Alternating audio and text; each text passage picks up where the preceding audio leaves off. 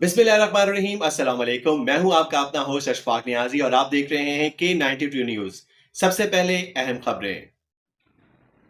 बोशीबान martial arts Pakistan नाथ कराची जिमखाना ने all Sindh open karate championship में तीसरी पोजीशन हासिल कर ली। कराची से chief sports reporter Rehan Akram के मुताबिक बोशीबान मार्शल आर्ट्स पाकिस्तान नाथ कराची जिमखाना ने यकम all Sindh inter club and school open karate championship में शानदार कारकर्दगी का मुजाहरा करते हुए मजमूई तौर पर तीसरी पोजीशन हासिल कर ली।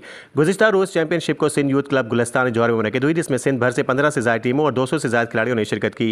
इवेंट में मुख्तलिफ क्लब्स और स्कूल से ताल्लुक़ रखने वाले खिलाड़ियों ने अपनी सलाहियतों का भरपूर मुजाहरा किया। बोशीबान मार्शल आर्ट्स पाकिस्तान नाथ कराची जिमखाना के खिलाड़ियों ने बेहतरीन नज़्म ज़ब्त, तकनीकी महारत और शानदार खेल का मुजाहरा करते हुए मजमूई तौर पर तीसरी पोजीशन अपने नाम की। टीम की इस नुमाया कामयाबी पर खिलाड़ियों में खुशी की लहर दौड़ गई। टीम को तीसरी पोजीशन की trophy Sindh sports and youth affairs department हुकूमत सिंध के डायरेक्टर डॉक्टर असद इसहाक ने पेश की। इस मौके पर उन्होंने खिलाड़ियों की कारकर्दगी को सराहते हुए कहा कि ऐसे मुकाबले नौजवानों में खेलों के फ़रोग और मजबूत सरगर्मियों के लिए नहायत अहम है। बोशीबान मार्शल आर्ट्स पाकिस्तान नाथ कराची जिमखाना के कोच मास्टर अब्दुल हक आचाले ने टीम की कामयाबी पर खिलाड़ियों को मुबारकबाद पेश करते हुए कहा कि ये कामयाबियाँ अल्लाह ताला के फजल करम से और कामयाबी क्या नतीजे हों, तलबा की मेहनत और वालिदैन की भरपूर हिमायत का नतीजा है। उन्होंने कहा कि टीम ने जिस जज्बे, मेहनत और लगन के साथ मुकाबलों में हिस्सा लिया वो काबिल सताइश है।